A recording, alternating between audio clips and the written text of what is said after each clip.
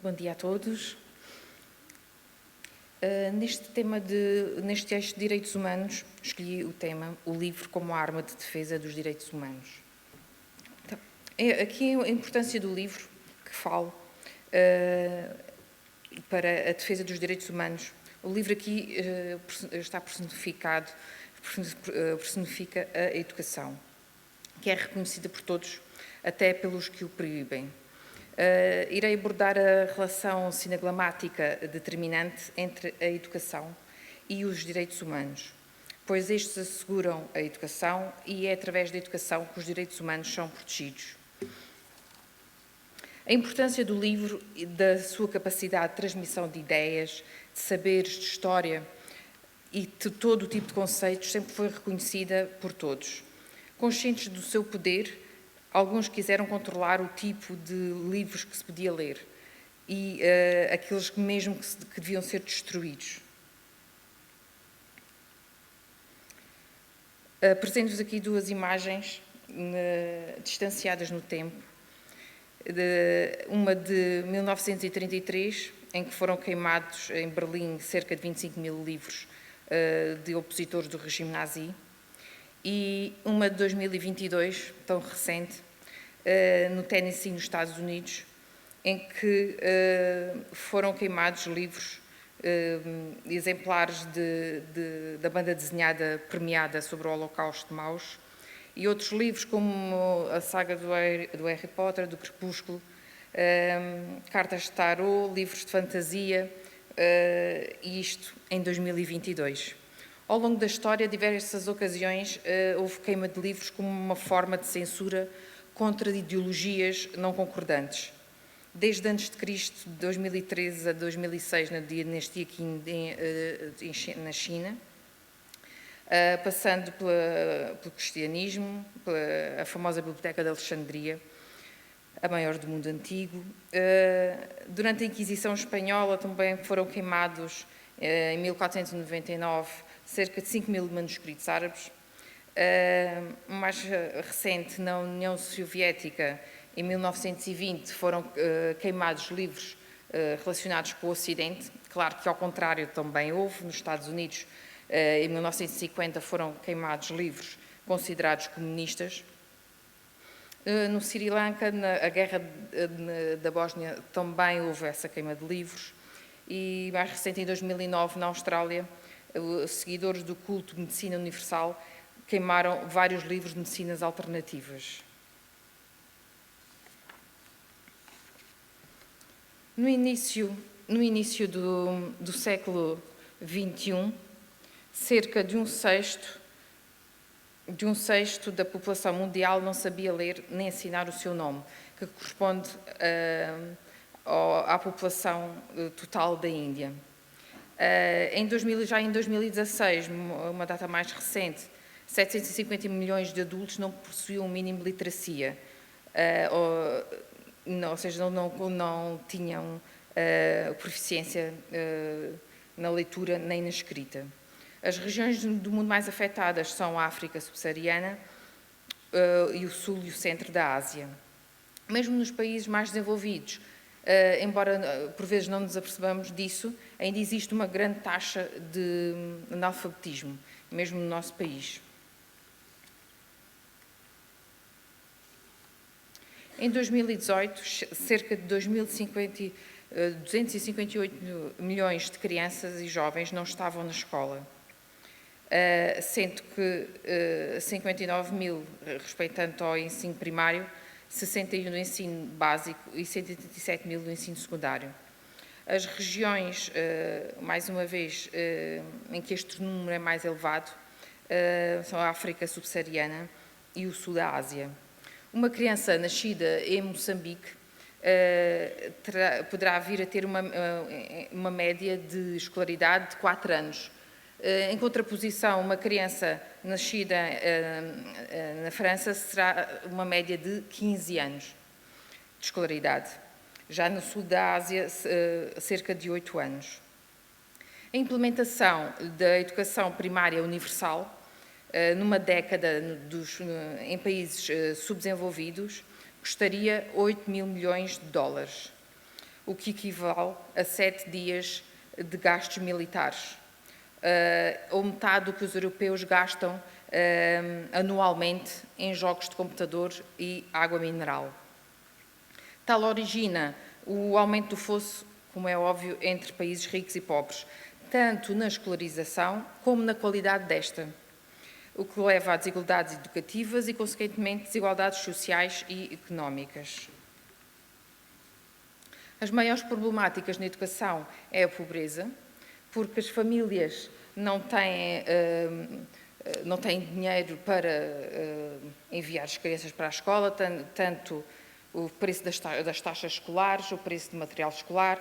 Também temos aqui a implicação do trabalho infantil, que em determinados países é muito importante para a economia da família. Claro que isto depois leva a elevadas taxas de abandono escolar.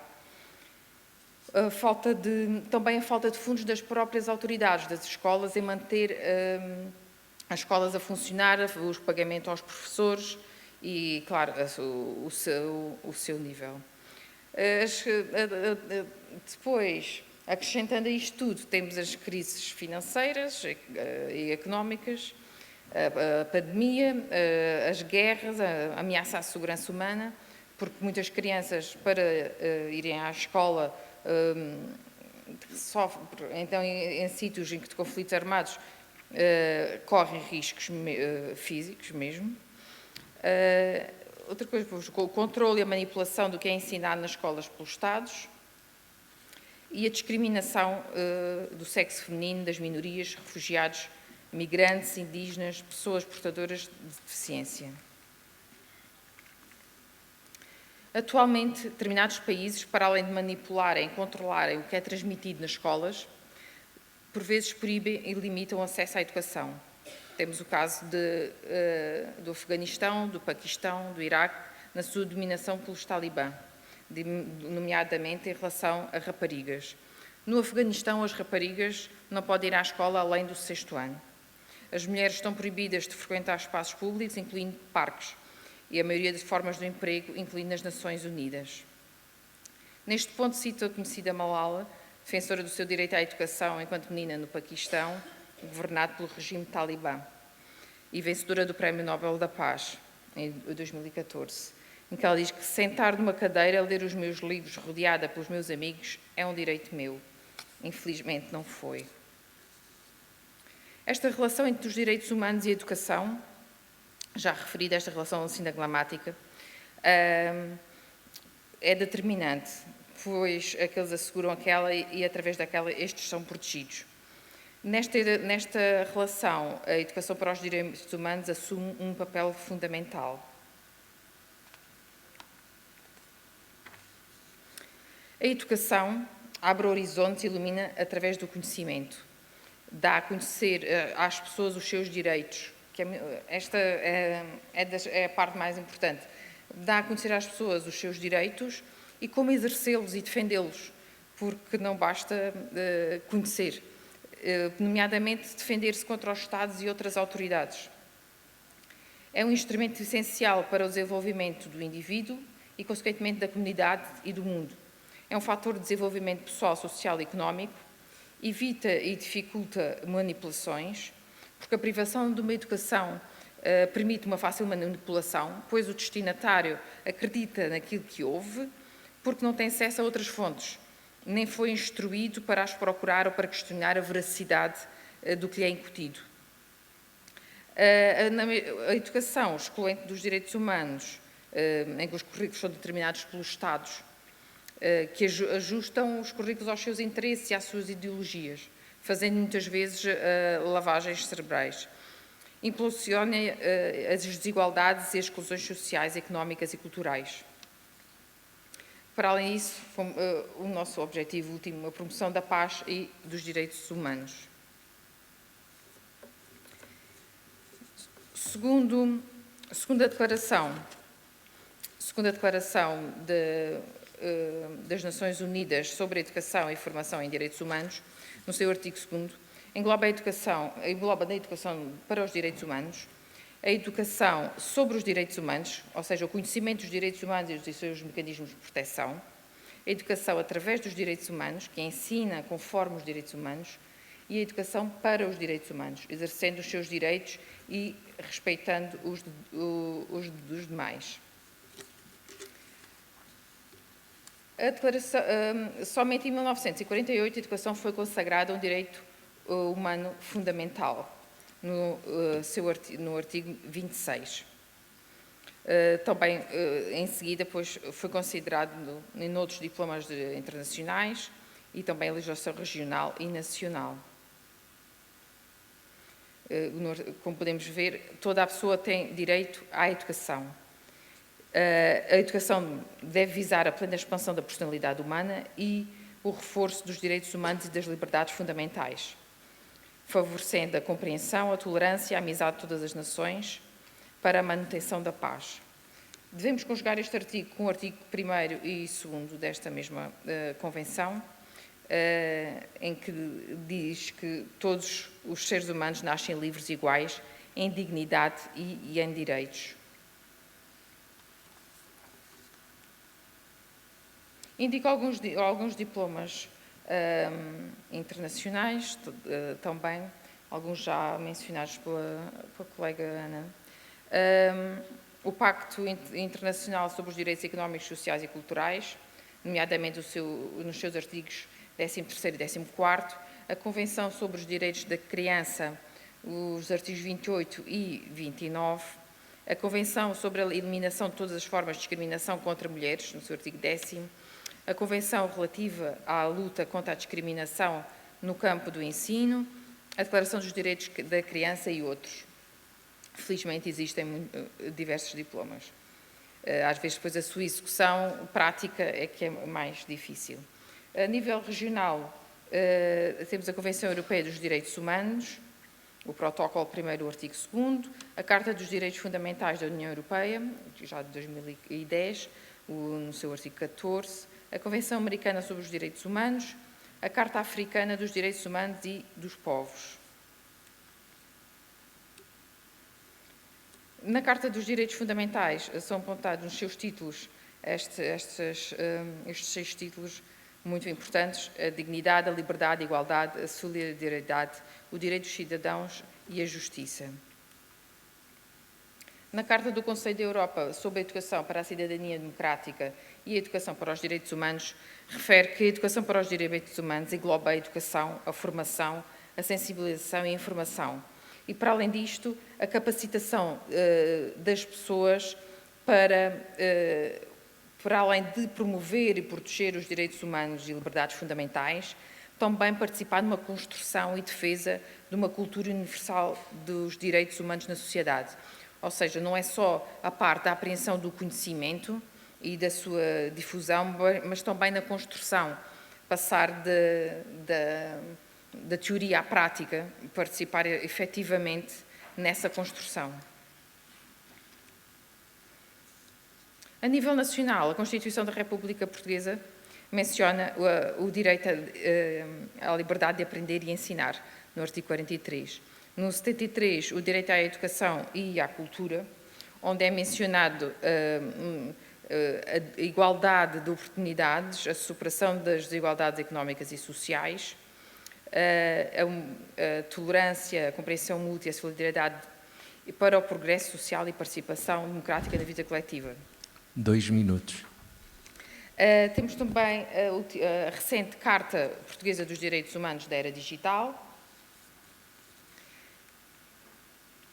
A educação para os direitos humanos é essencialmente um direito de empoderamento, porque permite o exercício e a defesa dos seus direitos, de outros direitos, os direitos civis, os políticos, económicos, sociais e culturais. É por isso que é chamado um direito de empoderamento. E é também um meio de combater o aumento da violência, do racismo, do extremismo, da xenofobia, da discriminação e da intolerância. Os Estados têm a obrigação de respeitar e proteger e implementar o direito à educação, assim conjugados por outras entidades. Cito aqui uma das entidades que mais se destacam neste domínio: a ONU, a Unesco, a Unicef, a Organização Internacional do Trabalho e as ONGs. A educação para os direitos humanos no mundo globalizado tem que ser emancipatória, intercultural, inclusiva, sustentável e contra-hegemónica, baseada no princípio da igualdade e no princípio do reconhecimento da diferença. Tem que haver esta dialética.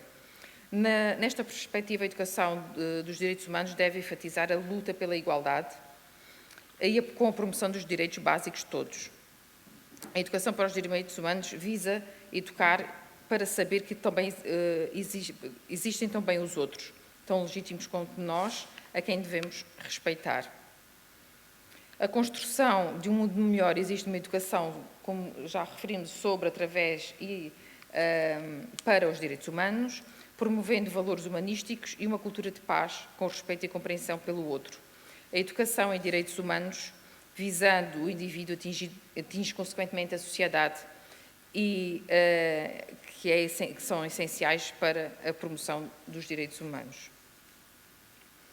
Termino com uma citação de Nelson Mandela, Prémio Nobel da Paz em 2003, em que ele refere que a educação é a arma mais poderosa que se pode usar para mudar o mundo. Obrigada.